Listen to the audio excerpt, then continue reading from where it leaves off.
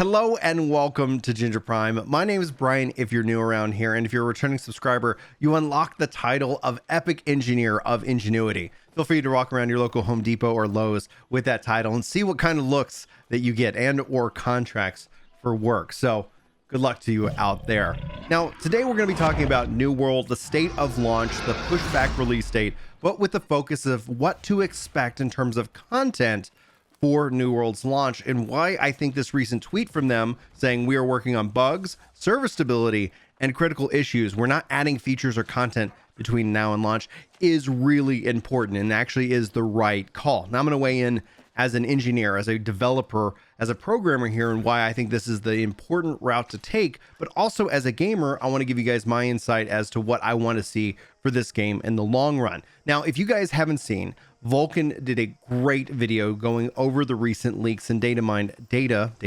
Makes perfect sense. I said I'm an engineer, not an linguistic English person.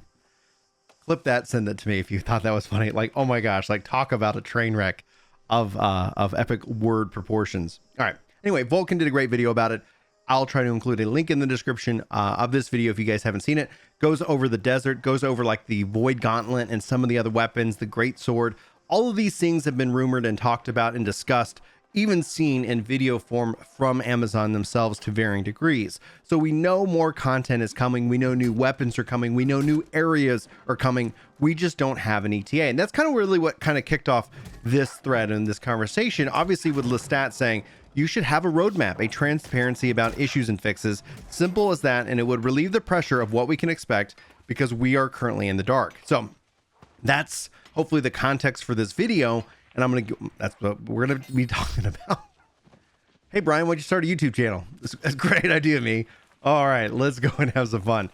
Before we talk about this topic, one of the things I need to make sure I do in each video, especially this month, is we're gonna be making changes to the podcast channel.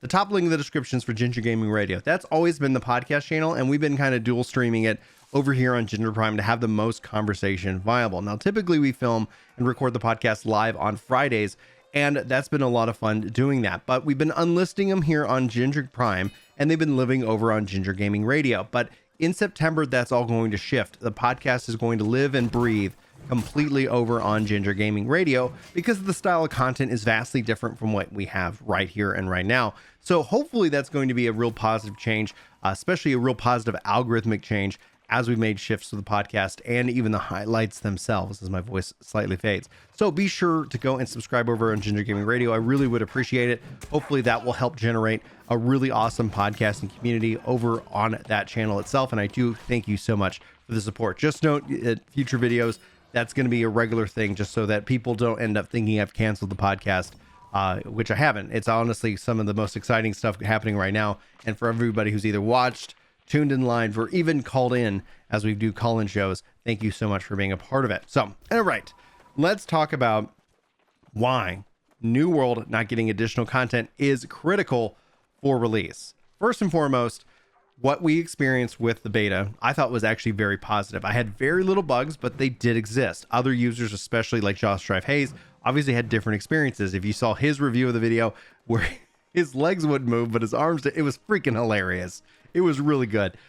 But we're obviously very, very well aware of exploits and bugs. And one of the things that why I didn't actually want to put out videos on those exploits is because it just felt, A, it was like an exploit, but B, that it would be patched, obviously between now and launch. Time and time again, I think gaming culture is at odds with itself, where we start to see friction in we want it and we want it now versus we want it done right. And if both of those are true, we can get it now and right. Like, that's truly magic. The genie in the bottle has granted our wish, but typically there's always at odds. And so we've seen development publishers and developers say, we'll fix it after it's done. We'll fix it later.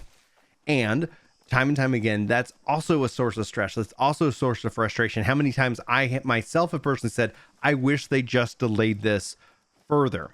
So them focusing in on those bugs, that stability, that pristine as best as it can be experience, I think is the right call. Namely because, and this isn't to say that I don't think the game wouldn't benefit from more content down the road, but namely because having that pristine experience is going to be key for day one. Having servers stay up, having these exploits especially caught. Will there be more exploits? Yes. Will there be more bugs? Yes, those will always exist in an online, ever persistent, evolving game. But content, while king, just note that New World is launching and it's going to be full of content. It's not like you have a bunch of level 60s on day one. Who knows? But level 60s on day ones that have completed everything, have achieved everything in the game, and are hungry for more. That's the theme park model that I think and I hope that the industry, especially MMOs, evolves away from. I think that's where you want to marry sandbox design with theme park design to get that perfect sand park MMO model, in which that you have curated content, aka the theme park, and sandbox content, aka players' own creativity, because Amazon, no matter how big, will ever be able to make enough content at such a pace that players have a hard time, if not able to keep up with it. Plus, you also have two competing different kind of players, right? Now, in the first time, I think in history, and maybe I'm wrong about this, but being a Final Fantasy XIV player, like streaming as a full-time career really wasn't a thing, or maybe I wasn't completely well aware of it back when Final Fantasy XIV 1.0 launched, and it started to become more apparent when 2.0 relaunched a few years later. And obviously the game's success and the fact that there are full-time streamers now who just stream Final Fantasy XIV is such an important historic thing. So you do have the player who can consume things more than anybody else. Yes. And you will have the player like me, who's a dad and has a job and has, has responsibilities, who can play maybe between 4 and 8 hours a week. And yet that's kind of, I think, high estimate, unless I'm doing, a stream-a-thon or something of that nature, in which that I schedule time off work to play games and hang out with you guys.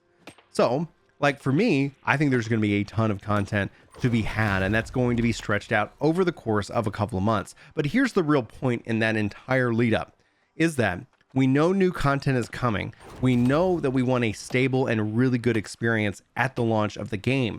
It makes more sense to focus in on that stability and then to build excitement around a piece of content.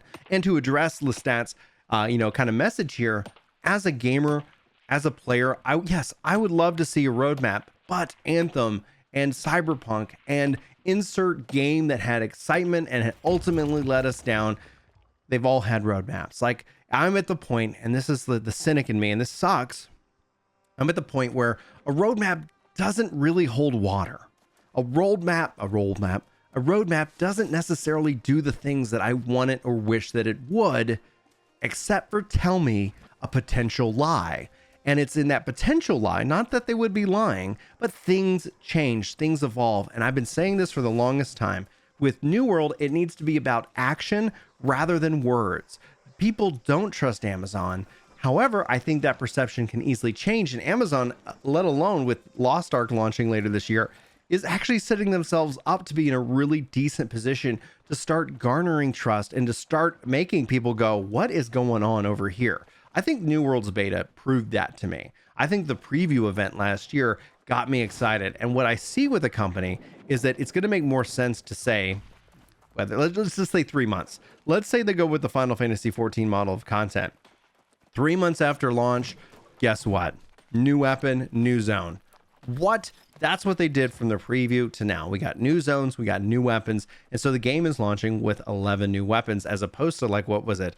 Like 7 or 8 last time. And if they can have that, where every X amount of time they're introducing us a new weapon for the players who can consume that kind of content, they're going to be delivered really awesome and new interesting ways to have their builds and to attack the content itself, because it's not just about the weapons. While the weapons are going to be interesting, especially how it relates to PvP versus PvE content, we're talking dungeons and perhaps even new raids. I think setting that itself up, the fact that there's going to be a ton of content for people to consume on day one, is going to only benefit it better if that new content that people are wanting, follow it up with an update schedule. And then once they've shown that, then they can kind of give us more insight into the roadmap itself. There is a danger in saying so much, having things change, and obviously frustrating the gamer base.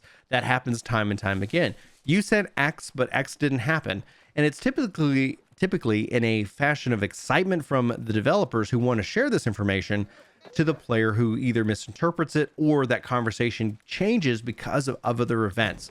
We prioritize things and we do things. Regardless, I think still the best way Amazon can go forward is take a book out of Yoshi P's study, is to help communicate, this is what we're trying. This is why we decided not to do this. And this is the result of it. And that ends up his style of communication, I think, is continuing to help both build trust, but also help with understanding to the thing that maybe we didn't get that void gauntlet right away. Like, that's the problems and this concern I have with leaks, and typically why you won't see me report on them specifically unless there's like it's very credible. Like the desert scene, very credible, right? Like they've spent time designing it. People actually have been able to make it and glitch their way into it, and so there's footage of it, right? Like they're not going to just delete desert scene, but with weapons and skills and things like that, all that can get changed numerous times from the concept to release, from testing to actually being published out, and people can take part in it. So just note, that's just kind of my personal stake. It's like literally, you should go watch Vulcan's video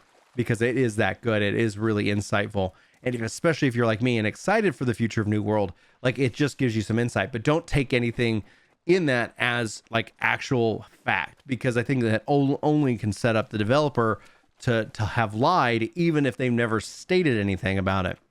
And a good example within the New World community is the cash shop example that got leaked.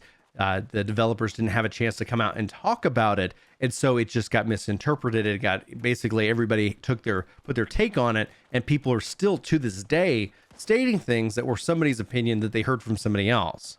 Now, I have to say this every time because no matter what, somebody's going to think that I'm excusing MTX. And really, I think MTX is a very gray area, always room for discussion in that spot, but it can always change. Any game can literally make that shift. People are calling New World, not New World, WoW, pay to win now. And that's just because the illusion of good Team Blizzard has been shattered. MTX and this conversation is 100% reliant on the trust that us as the players have with the developer, aka the publisher in this case. So it becomes a very complex and gray issue to be had at the start. But as always, like these are just my thoughts. You're always welcome to share yours. So that's this video, guys. I want to sit down and kind of talk about why I think it's important. As a developer, I think they have plenty of time between now and release to kind of fix up and shore up these bugs. Plus, it's an evolving game. MMOs don't launch, and that's just the way they are. They're a thing of change. And then somebody said that not all, like, people fear change because it can be negative. Yes, change can be negative, but nothing I think is far worse. It's far scarier. Take, the first on Final Fantasy XIV, when you talk about the aspect of light. Like, that is really scary when you talk about stagnation, not having anything like that kind of anyway. I was like, how do I not spoil things for people? Cool. All right, guys. Hopefully you enjoyed this video. If you did, be sure to give it a like. If you didn't, hit that dislike button. That way I can kind of see what's going on and how I am doing in terms of the content that you guys want to see. I'm working on some videos, so if you haven't subscribed yet and you feel like I've earned it, please do so. You can always unsubscribe later. It's completely free, but I like to put out a lot of content regarding Final Fantasy XIV, New World, MMOs in general, and also Phantasy Star Online 2, by the way, which I just finished the story. That last fight was epic. If you guys want to see a video about that, let me know. If you made it all the way into this video, you are amazing. Sound off in the comments below saying PSO2 Dragon Hype. It will really not make sense to anybody who just bounced out at the first and just checked the comment section. I like to do that because it's funny to me. Hopefully you enjoy my sense of humor as well. Anyway, guys, for Ginger Prime, my name is Brian. Thank you for watching. Hopefully you have an amazing day. Hope to see you in my next video. And until then, take care.